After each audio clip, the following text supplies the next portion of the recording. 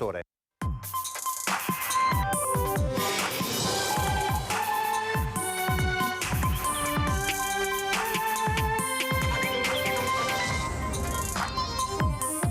il Viminale annuncia nuove forze militari in arrivo a Venezia e terraferma a Mestre, c'è un'impennata di rapine 5 in 15 giorni. C'è chi sostiene che il problema principale sia quello sociale.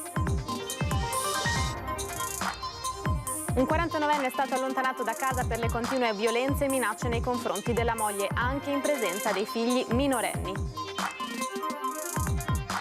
Il caso di Anica Panfile, oggi il presunto killer ex mala del Brenta, Franco Battaglia, si è avvalso della facoltà di non rispondere mentre emergono nuovi dettagli come il tappeto usato per avvolgere Anica. Un supplemento di indagine per fare chiarezza sulla morte di Bruno Modenese, il 45enne deceduto lo scorso settembre all'ospedale civile. I familiari chiedono giustizia. L'incontro a porte chiuse a Cassugana tra Romina Ceccato, mamma di una delle 4 vittime lungo la Jesolana nel 2019, e il ministro Carlo Nordio. Il futuro dell'area dell'ex cantiere CTV di Sant'Elena, i residenti chiedono risposte certe e non mancano proposte alternative al progetto di costruzione di residenze di lusso. In attesa della gara One Team Game, i minori ospitati dalla comunità Don Milani si sono cimentati in una partita di basket speciale insieme ai giornalisti e a 2 giocatori dell'Umana Reyer. Buonasera, bentrovate, edizione di Venezia dei telegiornali di Antenna 3. Cominciamo con le notizie, come lo avete sentito dai nostri titoli. Mentre il Viminale annuncia nuove forze militari in arrivo a Venezia e in terraferma a Mestre, c'è un'impennata di rapine, ben 5 in 15 giorni. C'è chi sostiene che il problema principale sia quello sociale. Il servizio alto impatto nel Miranese, operato nei giorni scorsi da Guardia di Finanza e Carabinieri, è andato in parallelo con i controlli della polizia a Mestre e Venezia. Sono state identificate oltre 200 persone, soprattutto straniere, in particolare in prossimità della stazione ferroviaria. Grazie all'attività della divisione anticrimine della Questura, inoltre, sono stati disposti 2 fogli di via obbligatori da Venezia, uno dei quali a carico di un cittadino straniero già indagato per ricettazione, l'altro nei confronti di un uomo che nei giorni scorsi si era reso responsabile di un furto in un centro commerciale. Inoltre, 2 DASPO urbani, 3 ammonimenti per atti persecutori e 3 per maltrattamenti in famiglia. 20 i veicoli ispezionati. Nelle ultime 2 settimane poi c'è stata un'impennata di rapine in città, concentrate in particolare nel quartiere Piave e a Marghera, 5 in 15 giorni, nonostante i controlli che, secondo uno dei cittadini più attivi nelle battaglie per la sicurezza a Mestre, a poco servono se non si agisce sulla piaga sociale. È insufficiente per il punto di vista con cui viene approcciata questa problematica, e cioè sempre il punto di vista della repressione. In realtà anche gli sforzi del Comune volti a ripristinare le attività di riduzione del danno sono comunque insufficienti. La vera sfida deve essere quella di evitare che le persone che sono a rischio marginalità e esclusione sociale effettivamente non cadano nell'esclusione sociale, e quindi si possano prevenire le possibilità che le persone arrivino ad essere esclusi dalla società e a trovarsi ai margini. Il problema è assolutamente sociale, non c'è una mappatura di queste problematiche. Intanto il Viminale ha annunciato nuove forze militari destinate al capoluogo lagunare, che saranno distribuite tra centro storico e terraferma. Saranno 46 in più rispetto allo scorso anno per blindare strade e stazioni. Un 49enne è stato allontanato da casa per le continue violenze e minacce alla moglie, anche in presenza dei figli minorenni. Violenze continue e minacce alla moglie. Un 49enne di Fossalta di Piave è stato allontanato dalla casa familiare con divieto di avvicinamento alla donna. L'ha deciso il Tribunale di Venezia. L'ordinanza è stata eseguita dai carabinieri di Noventa di Piave. La moglie, stanca degli abusi subiti dal marito anche in presenza dei figli minori, a inizio gennaio ha preso coraggio e deciso di denunciare la situazione ai carabinieri di Meolo. La misura cautelare adottata scaturisce dall'ordine di protezione contro gli abusi familiari emesso dal giudice civile. Il provvedimento tiene conto della gravità della condotta dell'uomo, ritenuta dannosa per l'integrità fisica e morale della donna. Con lo scopo di porre fine a una situazione di convivenza precaria, si legge, evitando in tal modo la reiterazione di comportamenti violenti in ambito familiare. Il caso di Anica Panfile, oggi il presunto killer Franco Battaglia si è avvalso della facoltà di non rispondere nel corso dell'udienza di convalida in carcere, ma emergono nuovi dettagli. Sono le 22.08 del 18 maggio 2023 in via Barcador a Spresiano, poco distante dal luogo del ritrovamento del cadavere di Anica Panfile sul Greto del Piave, avvenuto qualche giorno dopo. Il pick-up bianco nel frame, secondo gli inquirenti, è quello di Franco Battagia, l'ex Primula Rossa in carcere a Santabona con l'accusa di aver ucciso la giovane mamma. Sono 3 i passaggi immortalati dalla telecamera privata di via Barcador, cui si sommano quelli catturati dal sistema di videosorveglianza pubblica, alcuni provvisti di lettore targa. Un lavoro meticoloso quello dei carabinieri che hanno tracciato la traiettoria del furgoncino, usato questa l'ipotesi per trasportare il corpo esanime della trentenne dall'abitazione di Battagia d'Arcade, dove si sarebbe consumato il delitto, fino al canale della Vittoria. Fondamentale un ritrovamento del RIS di Parma. Viene trovato in un rustico, in un garage di Battagia, viene trovato un tappeto rotolato. Dentro questo tappeto c'è una traccia biologica di Anica.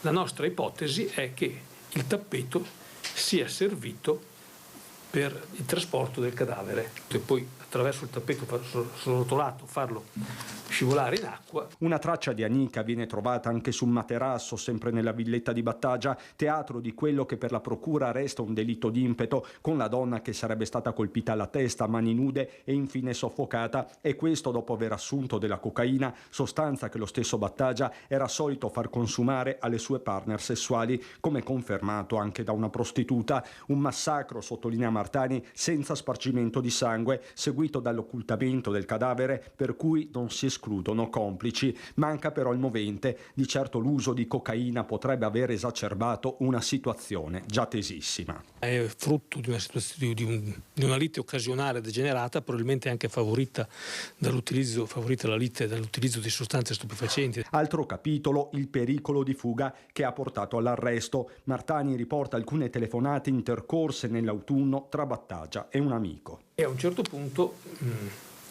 nella telefonata, dice all'amico: vedi, sto passando di quei momenti, putini, da sballo. E poi dice ancora: dopo te lo spiego. Poi fa: in mezz'ora avevo già organizzato la fuga. Hai capito? Ecco, io se trovassi una casetta per nascondermi. Telecamere, tracce biologiche, autopsia, intercettazioni, tutto a corroborare un quadro indiziario che per la procura è grave, mentre a Santabona Battagia resta in silenzio davanti al GIP che poi ha convalidato l'arresto, si è avvalso della facoltà di non rispondere, silenzio anche da parte delle sue legali.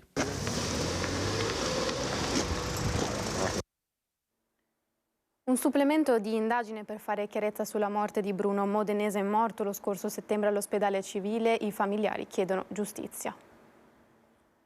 Sono stati disposti dalla Procura nuovi accertamenti per fare chiarezza sulle cause che hanno portato alla morte di Bruno Modenese, il 45enne di San Pietro in Volta, morto lo scorso settembre, dopo essere stato ricoverato nel reparto di psichiatria dell'ospedale civile di Venezia.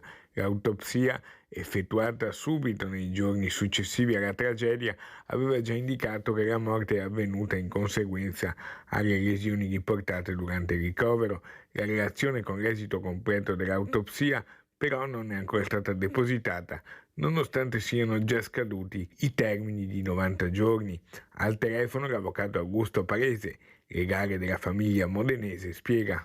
Il 5 febbraio si svolgeranno presso l'Istituto di Medicina Legale dell'Università degli Studi di Padova ulteriori accertamenti di natura istologica e tossicologica nell'ambito dell'accertamento tecnico non ripetibile. A questo incontro collegiale parteciperanno tutti i consulenti delle parti processuali. L'ipotesi di reato è quella di omicidio preterintenzionale causato da lesioni inferte volontariamente, ma non con lo scopo di uccidere, in un tentativo di contenimento mentre il dottore stava facendo a Modenese un'iniezione di sedativo. L'avvocato della famiglia modenese lancia un nuovo accorato appello. I familiari di Bruno vogliono la verità. I familiari di Bruno si fidano ciecamente del lavoro che sta svolgendo la magistratura e dell'attività che stanno svolgendo i consulenti.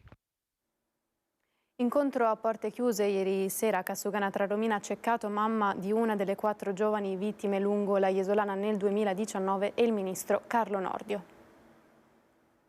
L'ho sentito molto convincente e l'abbraccio che mi ha dato l'ho sentito sincero. Un abbraccio che vale più di 1000 parole, quello che si sono scambiati il ministro della giustizia Carlo Nordio e Romina Ceccato, presidente dell'associazione Alba, al termine dell'incontro a porte chiuse che si è tenuto a Cassugana.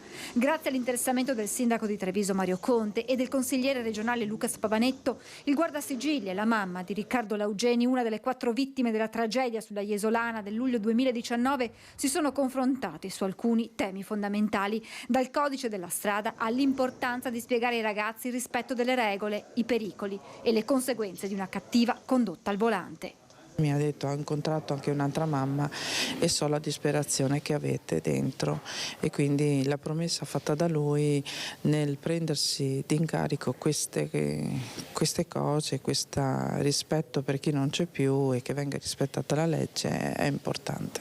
Gli impegni sicuramente un'attenzione verso le vittime e la sicurezza e la certezza della pena nei confronti di chi effettua, anche se in maniera colposa, questo tipo di reati. E quindi è stato sicuramente sentire anche il racconto di una mamma che rappresenta poi le mamme di tanti ragazzi, anche di amici che personalmente abbiamo perso sulle strade, e è stata veramente una cosa toccante. Il ministro ha dimostrato una grande sensibilità nel voler incontrare e nel capire qual è stata la situazione. Mestre a 30 km orari è l'idea dell'amministrazione per cercare di mettere un freno all'alta velocità degli automobilisti in determinate zone. I numerosi incidenti avvenuti ultimamente a Mestre e dintorni, compreso quello su Ramparizzardi del cavalcavia della Vempa, che ha visto un automobilista sospeso a metà nel vuoto, ha portato l'assessore alla mobilità a pensare di porre il limite di 30 km orari in determinate zone. Ci siamo impegnati già l'anno scorso, quando abbiamo valutato il piano urbano della mobilità sostenibile della città metropolitana, che ha all'interno per tutti i comuni la scelta anche di estendere le zone 30. Un tema che Bologna ha già affrontato, e ci sono grandi polemiche in corso in questi giorni nella città di Bologna. Noi iniziamo in primavera il giro con tutte le municipalità, ma l'avevo già annunciato a settembre, e ovviamente creando un rapporto sinergico con le municipalità del Lido, perché hanno un problema anche loro di gente che continuamente infrange i limiti di velocità, ma lo è a Chirignano, lo è a Marghera, lo è qui a Favaro. Esaminata e approvata, la modifica entrerà nel nuovo PUMS, il piano urbano della mobilità sostenibile. Per quanto riguarda invece il posizionamento di autovelox proposto da un consigliere di opposizione, Boraso risponde: Dentro i centri abitati non si possono mettere. Per quanto riguarda nelle strade statali e nelle strade regionali, tipo il caso, voi sapete che davanti al Vega abbiamo 2 punti di rilevazione, ce n'è anche uno qui sulla regionale che va verso il Terraglio, ci vuole un percorso concordato con la prefettura, che è lunghissimo, con pareri, contropareri e valutazioni. Non è domani mattina si sveglia un assessore o si sveglia il sindaco e mette l'autovelox. Non funziona così. A me dispiace che molti consiglieri comunali siano poco informati, ma sarà nostra cura informarli dettagliatamente sulle procedure. Il richiamo alla responsabilità degli automobilisti però è d'obbligo. Rispettiamo i limiti, perché l'incidente ultimo lì sul cavalcavia sfiorava oltre i 100 km all'ora. Allora sinceramente, se ci fosse un minimo di serietà e di etica civica a rispettare i limiti, forse molti incidenti non succederebbero. Intanto è stato ripristinato il guardrail con dei rinforzi in cemento dopo l'incidente di sabato notte. Noi ci fermiamo qualche istante di pubblicità, tra poco.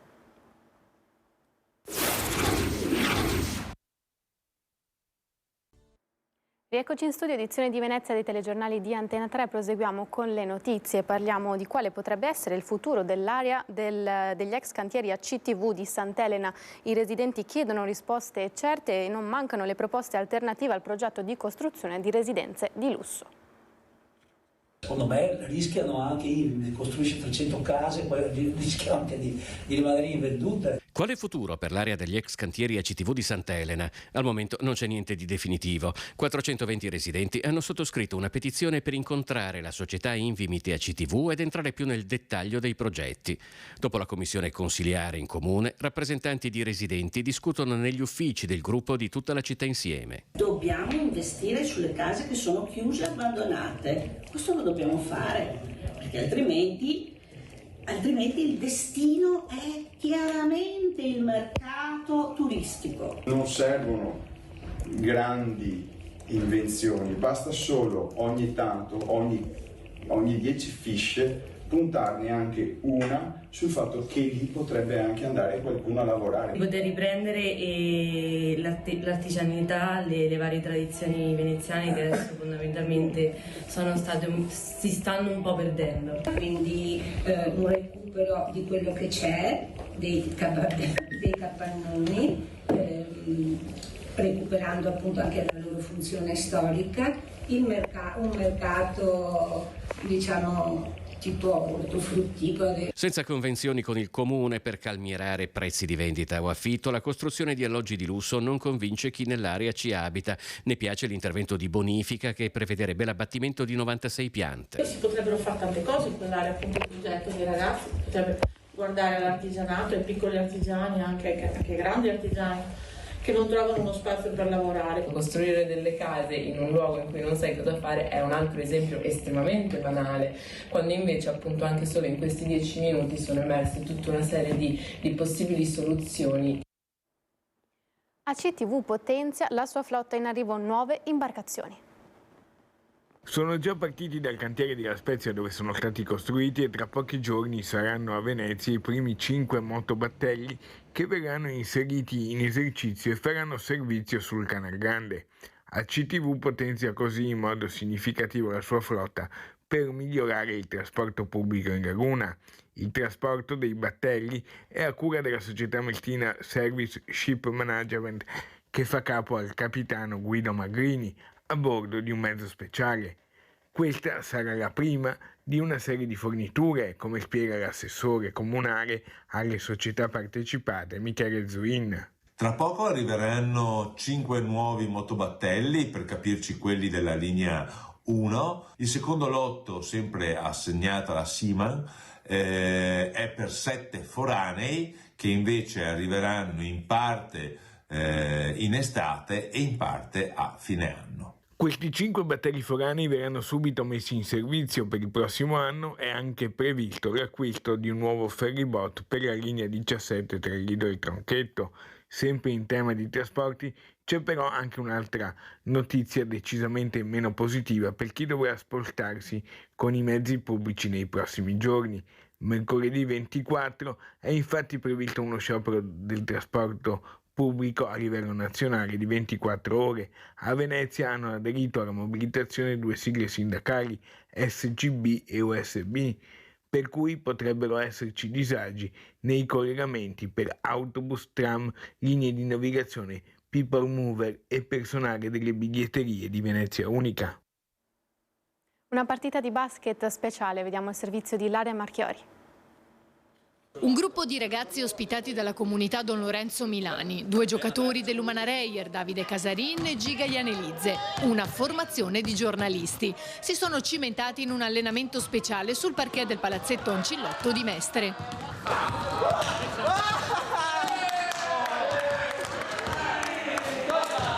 Si tratta di una delle iniziative nell'ambito del progetto cui aderisce l'Umana Reyer One Team, programma di responsabilità sociale di impresa voluto da Eurolega che coinvolge in questo caso i minori senza più una casa e spesso né famiglia ospitati dalla comunità. Ogni venerdì ci troviamo con i ragazzi dell'istituto qui per aiutarli, per giocare con loro, passare un'ora di divertimento ed è una cosa bellissima. Sono onorato di essere l'ambassador di questa organizzazione ed è davvero bello passare del tempo con questi ragazzi per farli divertire e stare insieme a loro quest'oretta. Si divertono, non pensano a niente, è un'ora veramente di divertimento sia per loro ma anche per noi. Oggi c'è il nostro compagno Ianelizze e mi ha detto che si è divertito più di quando ci alleniamo noi, quindi è come un'ora di svago, un'ora di divertimento, un'ora di staccare la testa, staccare la spina e divertirci con questi ragazzi magnifici. Sfruttare le skills del basket per insegnare qualcosa che poi vale anche per la vita di tutti i giorni. Sono dei ragazzi che comunque vengono da diverse realtà,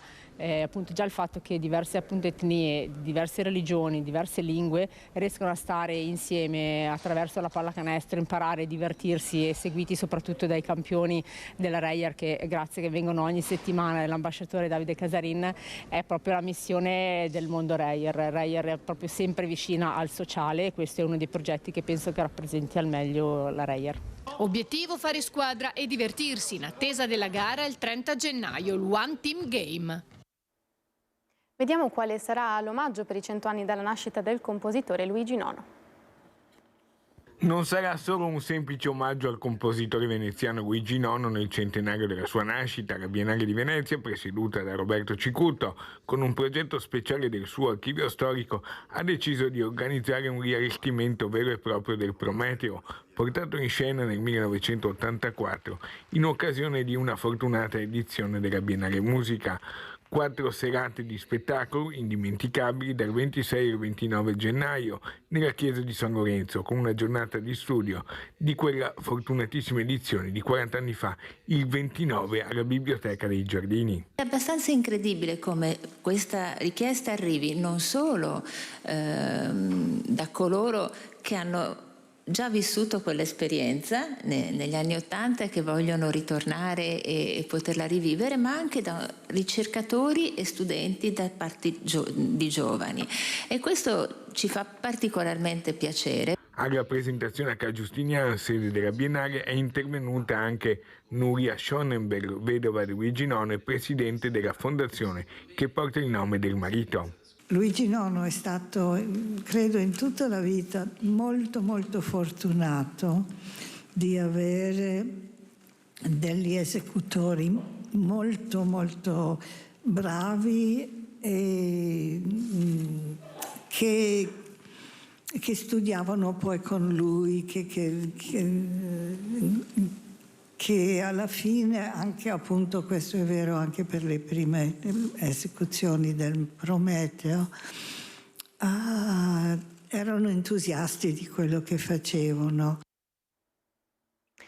Ora lo sport, passo falso del Venezia Football Club che oggi pomeriggio è uscito sconfitto per 4-2 dalla trasferta a Cosenza. Fatali i primi 21 minuti di gara in cui il Cosenza si è portato avanti per 3-0. La sconfitta fa perdere il secondo posto ai lagunari, scavalcati dal Como e raggiunti dalla Cremonese come terza forza del campionato. E con questa notizia siamo giunti alla fine di questa edizione in telegiornale di Antena 3, ora al meteo. Io vi auguro una buona serata, arrivederci.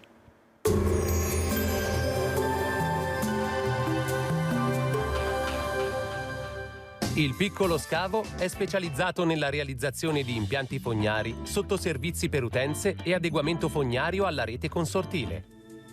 Bentrovati al meteo. Bel tempo grazie all'alta pressione, ma la giornata sarà piuttosto fredda. Il dettaglio di domenica 21 gennaio. Sul Veneto sarà una splendida giornata di sole, cielo sereno solo con locali nubi, specie dal pomeriggio, attese gelate notturne sulle zone pianeggianti.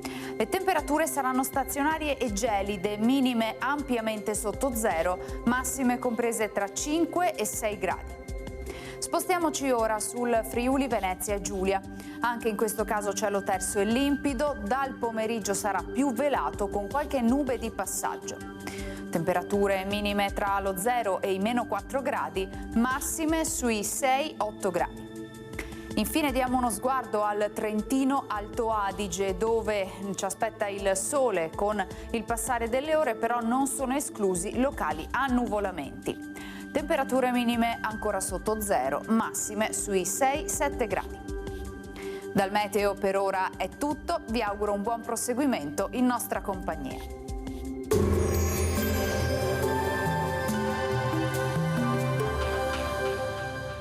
Il Piccolo Scavo è specializzato nella realizzazione di impianti fognari, sottoservizi per utenze e adeguamento fognario alla rete consortile.